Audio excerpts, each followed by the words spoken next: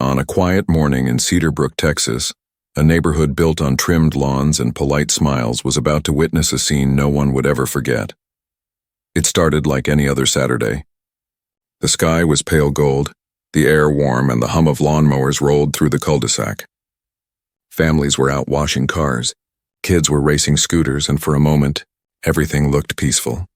Then, one door opened, and the calm broke. Daniel Brooks stepped out of his house holding a trash bag, still wearing his faded t-shirt and house slippers. He wasn't thinking about anything serious, just another morning chore.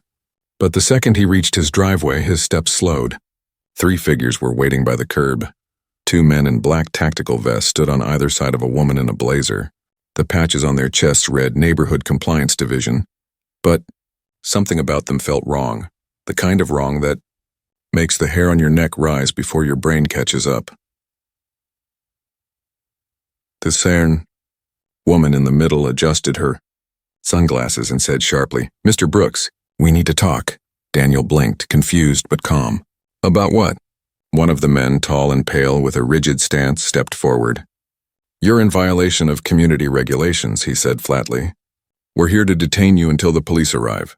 The words hit like cold steel. Detain? In front of his own home? Daniel's grip tightened on the trash bag. His eyes moved slowly from the woman to the 2 men. "Detain me?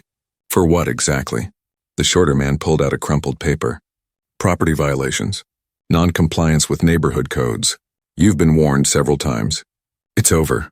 Daniel's voice dropped lower, steady and quiet. "You think you can walk onto my property and take me because of grass height or paint color?" The taller man's jaw flexed. "You can come willingly, or we'll have to enforce compliance."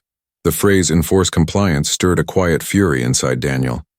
He'd heard that tone before, years ago in a very different line of work. It wasn't authority. It was ego in uniform. The woman, whose name was Susan Harding, president of the Cedarbrook Homeowners Association, crossed her arms. "You've ignored letters, notices, warnings. We've had enough. These men are authorized to act." Daniel tilted his head, studying them. The vests didn't match. One was too big. The other looked like it came from an online costume shop. The badges gleamed dull like cheap metal. These weren't officers. Not even close. He set the trash bag down and said softly, "Susan, there's no such thing as a neighborhood compliance division. These men aren't law enforcement. They're trespassing." Her voice sharpened. "Don't lecture me about authority, Daniel. You've been a disruption since the day you moved in." The shorter man shifted uneasily, glancing between them, but the tall one kept staring, his hand hovering near his belt like he wanted Daniel to believe he was armed. Daniel met his stare, unflinching. He had seen real danger before, men who didn't pretend. He could tell these 2 were nervous, desperate, and underprepared. "You should walk away now," he said calmly. The tall man smirked. "Or what?" Daniel's voice was steady as a heartbeat. "Or you'll regret the next 30 seconds of your life." From the nearby houses, curtains moved. Eyes peeked through blinds. Phones started recording. The quiet street was no longer quiet. And in that silence, and the kind that hums before a storm, Daniel Brooks, a man with secrets of his own, prepared for the confrontation that was about to define his neighborhood forever. Because what Susan Harding and her hired imposters didn't know was that Daniel wasn't just another homeowner. He was a federal agent who'd spent years hunting people who wore fake power like armor. And today, the hunters had picked the wrong man. The taller man took a step forward, his boots scraping against the concrete. The sound cut through the still air like a warning.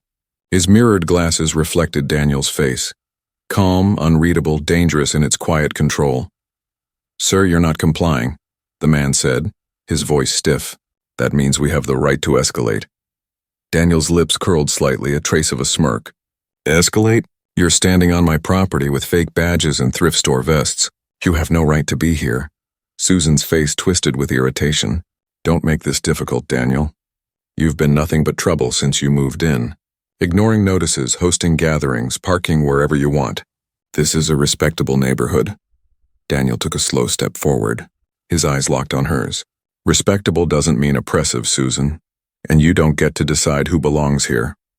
The shorter man shifted his weight, glancing nervously down the street. Neighbors were gathering now, porch lights flicking on, phones lifted. The scene was becoming a show. From across the road, a teenager whispered, "Yo, he's recording this." And the whisper turned into murmurs spreading house to house. Susan tried to regain control, raising her chin. "We are authorized by the HOA board to enforce compliance." Daniel shook his head slowly. "No, Susan, what you are is scared. You've been playing queen of this neighborhood for too long, and you finally found someone who isn't afraid to call your bluff." The taller man's nostrils flared. "Watch your tone." Daniel's voice dropped an octave. "I've spoken that way to cartel enforcers with more discipline than you. So trust me when I say, walk away while you still can." The tall man froze, unsure whether to advance or retreat. His confidence cracked for a split second, and the watching neighbors saw it. Susan felt the control slipping through her fingers. "You think this is funny? You're embarrassing yourself." Daniel raised his hands slightly, calm and measured. "No, Susan, I'm protecting myself." "There's a difference," the shorter man muttered under his breath. "Maybe we should wait in the street." "Stay put," the tall one snapped. But the command rang hollow. The tension thickened, vibrating through the air like static. Every pair of eyes on the block was fixed on Daniel's driveway. Someone whispered, "What's happening?" Another voice answered, "I think she hired fake cops." Daniel turned his attention back to Susan. "You brought two strangers into my yard pretending to be officers. That's a crime. You realize that, right?" Susan's face went red. "You're twisting this. You think you can scare everyone into silence, but I won't be bullied." Daniel took another step closer, his tone cutting but composed. "I don't need to scare anyone. You've already done that yourself. Look around, Susan. Nobody here supports what you're doing." From across the street, a voice shouted, "Leave him alone, Susan." Another neighbor echoed, "This isn't authority, it's harassment." The murmurs grew louder. The once orderly neighborhood was turning into a chorus of defiance. Daniel didn't raise his voice. He didn't need to. This is what happens when you mistake control for leadership. You don't build trust with fear, you destroy it. Susan tried to speak, but her voice faltered under the weight of the crowd's disapproval.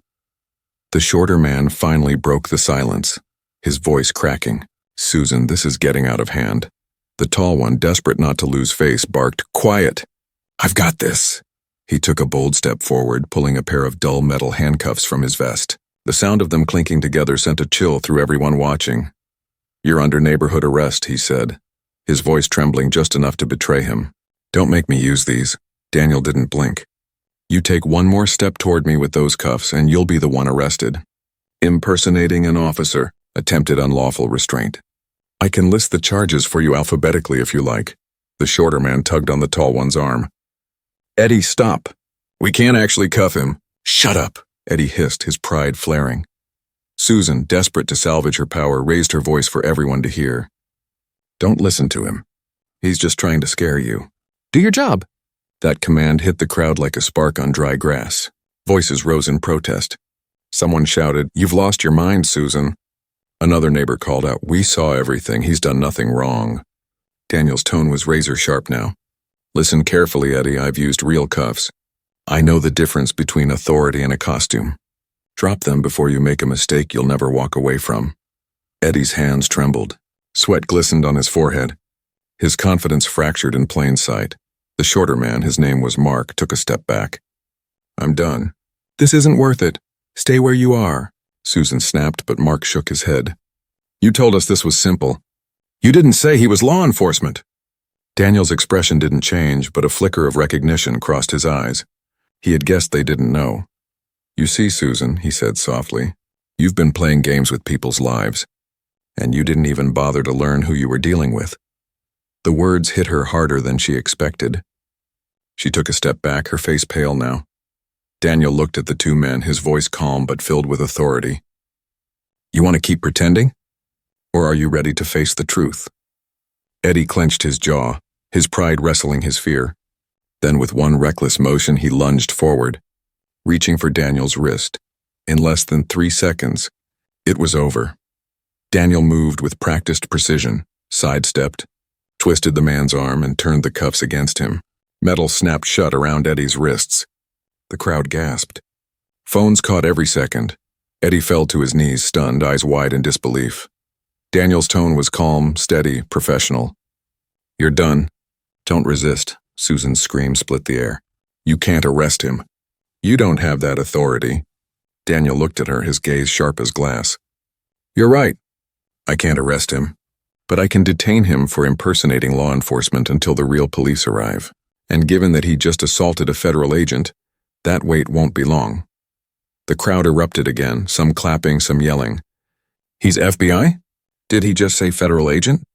But Daniel didn't need to say anything else. His next move would speak for itself, and the neighborhood was about to discover who Daniel Brooks really was. Eddie froze on his knees, breathing hard, his wrists bound tight in the cuffs that were meant for Daniel. The reality of what had just happened rippled through the crowd like a shockwave. No one spoke at first. Every porch, every window, every camera lens caught the moment in stunned silence. Then from somewhere down the street a voice rose. He cuffed him with his own handcuffs. The silence shattered. Murmurs turned to gasps and gasps to disbelief. Daniel stood tall, calm as ever, his hand steady on Eddie's shoulder. Stay still. You're not hurt. Just stop moving. His voice had changed. Colder now, measured, carrying the tone of a man used to being in charge. Susan's face went white. What are you doing? You can't do this. You can't just... Daniel's eyes met hers, hard and sharp. You're right again, Susan. I can't arrest him. But I can hold him for impersonating an officer until the real ones arrive. That hit her like a slap. Real ones? She repeated, as if the words didn't make sense. Daniel released one hand from Eddie's shoulder and reached slowly into his back pocket. The crowd leaned forward instinctively, dozens of phones rising higher. He pulled out a leather wallet, flipped it open, and held it high enough for everyone to see. The sunlight caught the gold badge inside. My name is Daniel Brooks, Federal Bureau of Investigation. For a heartbeat, the entire neighborhood forgot to breathe. The air itself seemed to still. The only sound was the faint rustle of leaves and the faint metallic rattle of Eddie's cuffs. Then someone whispered, "He's FBI?" Another voice answered, "No way. He's serious. Look at the badge." Susan stumbled back a step, shaking her head as if denying reality could undo it. "That's impossible. You can't be..." Daniel didn't raise his voice. He didn't have to. "You came onto my property with two men pretending to be law enforcement. You ordered them to detain me. You tried to weaponize fear, and you did it without ever stopping to ask who you were dealing with." Her voice trembled, desperate now. "I was just enforcing neighborhood order." "You've been disrespecting the rules for months." Daniel took a step toward her. His expression didn't soften. "No, Susan, you weren't enforcing order. You were abusing power. There's a difference." The crowd erupted, some cheering, others simply whispering in awe. The phones captured every second. The cuffs, the badge, the pale shock on Susan's face. A teenager shouted, "He's the real deal." Mrs. Hanson, the elderly neighbor who'd lived on the corner for 20 years, turned to her husband and whispered, "I knew there was something different about that man." Eddie, still kneeling, mumbled, "I didn't know. She said we were authorized. She told us it was legal." Daniel looked down at him, his tone level but stern. "Ignorance won't save you, son. You crossed a line today. You impersonated an officer. That's federal." Mark, the shorter man who had already peeled off his vest, raised both hands. "I didn't touch him, I swear." I didn't know she was lying. I thought it was community enforcement stuff. She said it was part of the HOA. Susan snapped toward him. "You shut your mouth, Mark. Don't you dare..." Daniel cut her off. "Enough, Susan. You've done enough damage for one day." From the distance, a sound began to rise. The faint, unmistakable wail of sirens. Heads turned. The glow of red and blue lights flickered faintly down the street, growing brighter by the second. The tension shifted instantly. Neighbors murmured. Phones turned toward the approaching patrol cars. Daniel kept his eyes on Eddie, his grip firm but not cruel. "When they arrive, stay quiet and follow instructions. You've made enough mistakes for one afternoon." Susan looked around wildly. No, this isn't how it ends. "The police will understand. They'll take my side. I'm the HOA president. I was protecting the neighborhood." Daniel gave a small shake of his head. "You were protecting your pride, Susan. And pride has a funny way of turning authority into arrogance." The sirens grew louder. People moved closer to the edge of their lawns, whispering to one another as the first patrol car turned into the street, lights flashing against the tidy brick houses. Another followed close behind. The sound of tires on asphalt filled the air, heavy and deliberate. Eddie's shoulders slumped into feet. Mark had already backed up to the curb, eyes wide, hands raised. Susan stood frozen in the center of the driveway, trembling. Two officers stepped out of the first car, one tall and broad, the other younger with sharp eyes that scanned the scene. "Hands where we can see them," the first officer barked. Daniel lifted his free hand calmly, his tone even. "Officer, my name is Special Agent Daniel Brooks, FBI. Badge is in my wallet, right pocket." The man in custody impersonated law enforcement and attempted to assault me. The officers exchanged a quick look. The older one stepped forward cautiously. "Let me see that ID, Agent." Daniel handed over his credentials, his voice low and steady. "Everything's on record. Half the neighborhood's filming." The officer glanced at the badge, then back at Daniel. His posture shifted slightly. More respectful now. "Copy that, Agent Brooks. We'll take it from here." The younger officer turned toward Susan, who was visibly shaking. "Ma'am, can you explain what happened here?" Susan tried to speak, but the words came out fragmented. It's a misunderstanding." "I didn't mean for it to—" The officer raised a hand. "Ma'am, please step aside. We'll sort this out downtown." The crowd stirred, whispering, filming. The whole block was alive now, buzzing with disbelief. Daniel released Eddie into the officer's custody, stepping back. "He's all yours. I recommend checking his vest for fake identification and recording the confiscated items as evidence." The tall officer nodded. "Understood." Susan lunged forward suddenly, pointing at Daniel. "He's twisting this. You're all being manipulated. He's the one who's dangerous."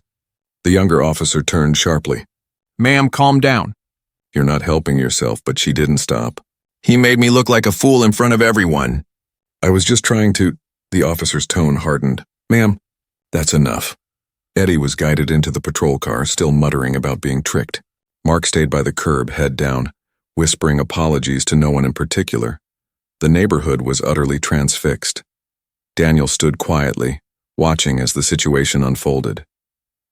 The calm in his eyes contrasted with the chaos swirling around him. He knew what was coming next. The truth. The fallout, the reckoning that always follows fake power. Because in Cedarbrook, the illusion of control had finally met the reality of accountability. The sirens faded into a low hum as the police secured the scene.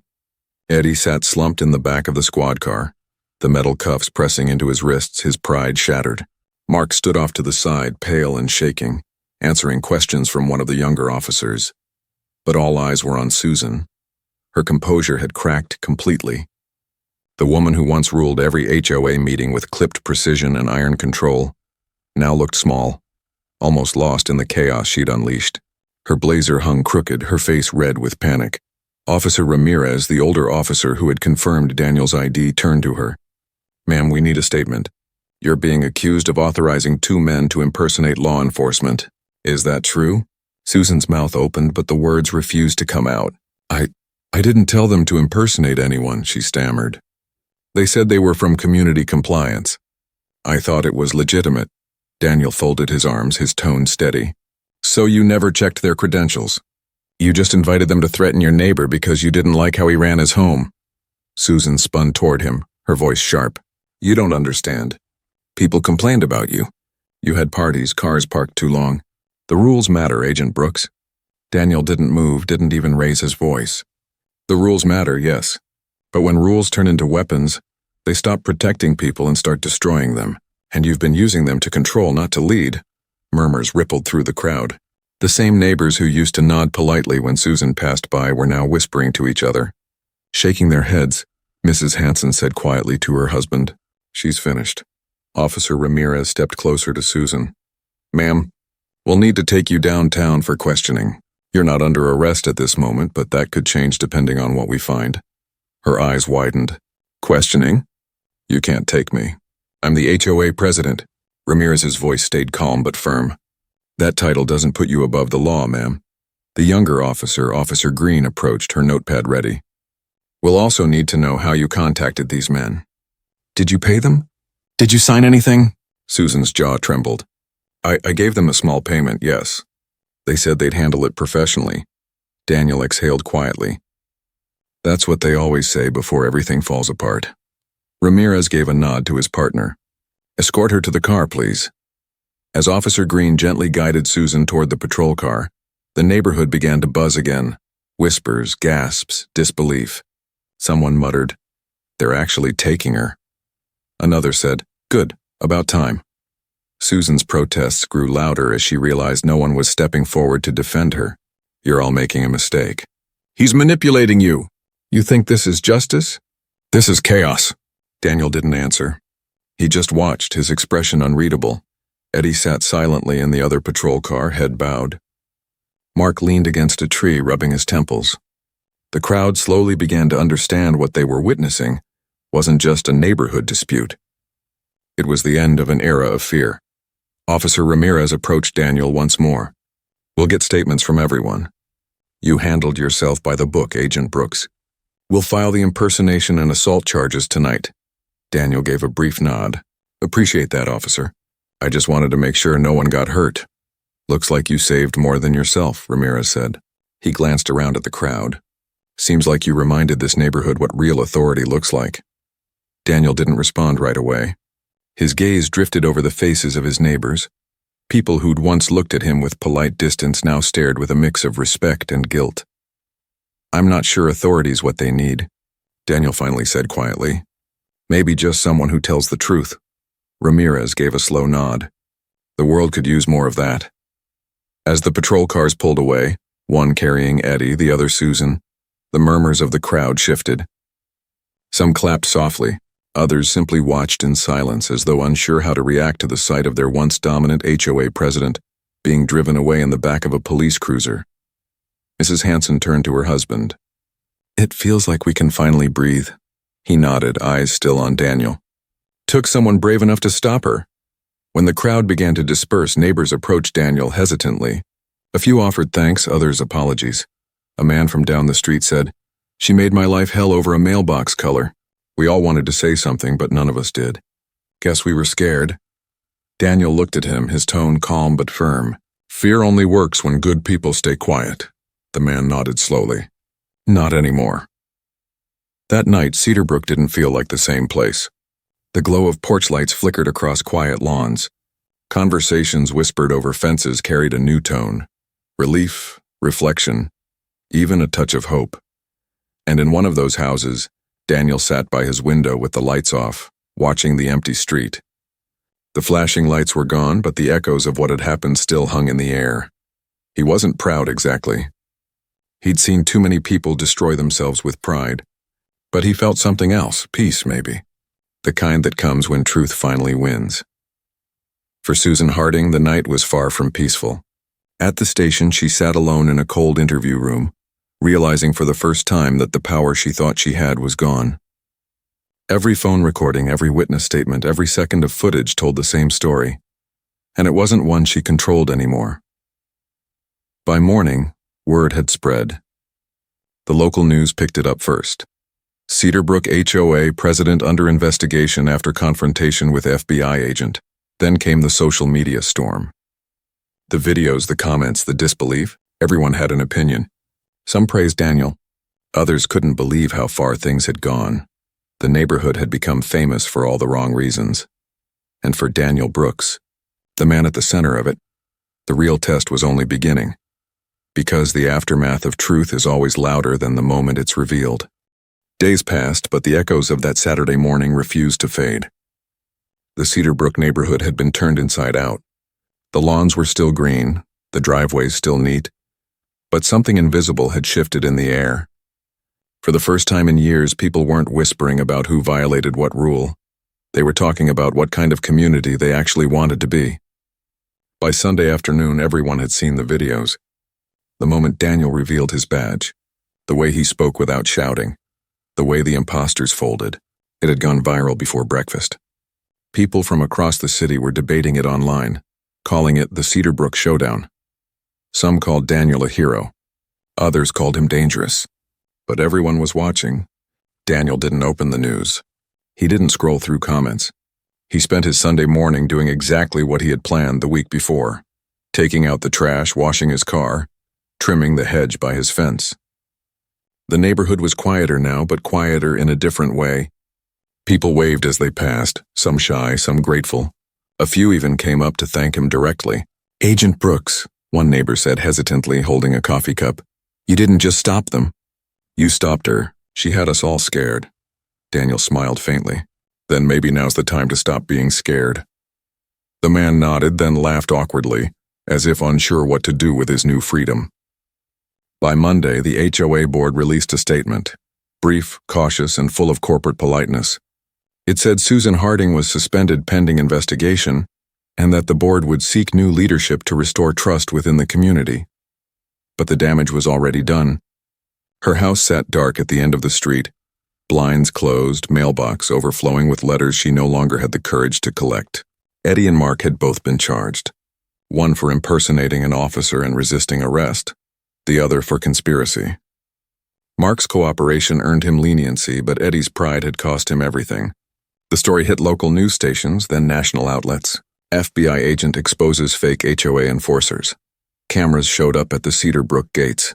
Neighbors who used to avoid eye contact were suddenly united, talking across lawns about how close they'd come to losing their sense of safety. Parents reminded their kids what Daniel had said, "Real power protects, it doesn't threaten."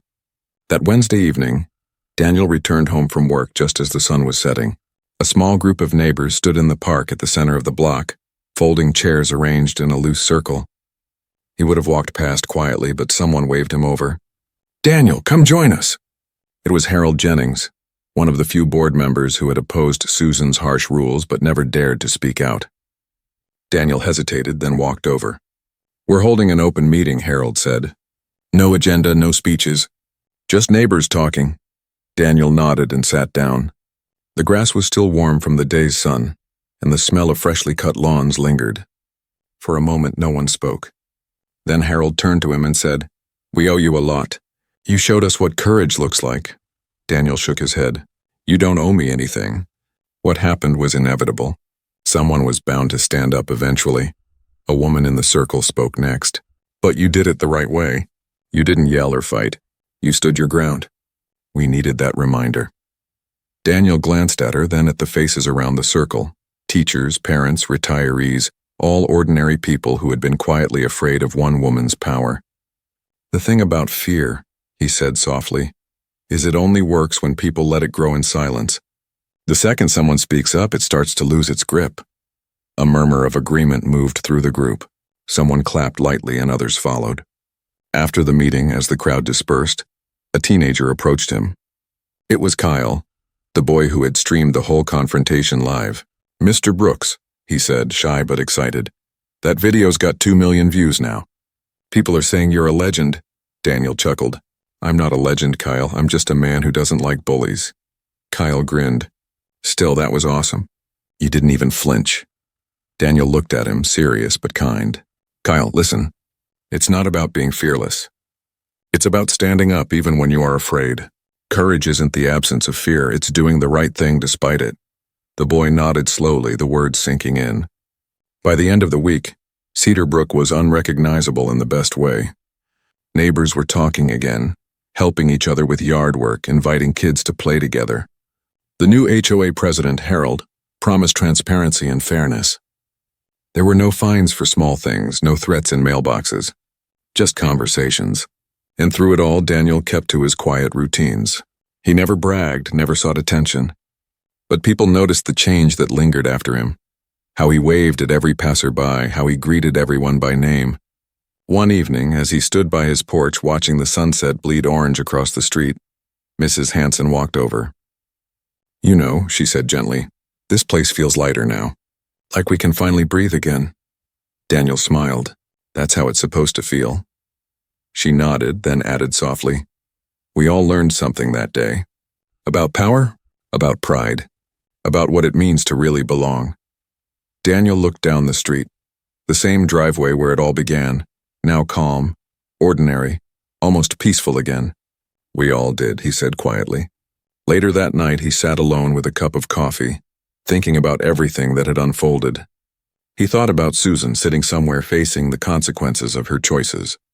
About Eddie and Mark, who learned too late what pretending to be powerful can cost a person. About his neighbors who had rediscovered their voices. He realized something simple but profound. The battles that matter most aren't fought in dark alleys or war zones. They happen on quiet streets between ordinary people. They happen when someone decides that truth is worth more than comfort. He finished his coffee, set the cup down, and stepped outside one last time before bed. The night was calm, the air soft, the streetlights humming faintly. Down the block he heard laughter, a child's bright and free. And in that sound, Daniel felt what he'd been chasing all along, peace born from justice. He whispered to himself, "Real authority serves. It never pretends." Then he turned, closed his door, and let the night settle. For the first time in years, Cedarbrook felt like home again. And the world beyond that quiet neighborhood had learned a timeless lesson, one that would echo long after the lights went out. Real power doesn't shout. It stands tall. It protects. It endures.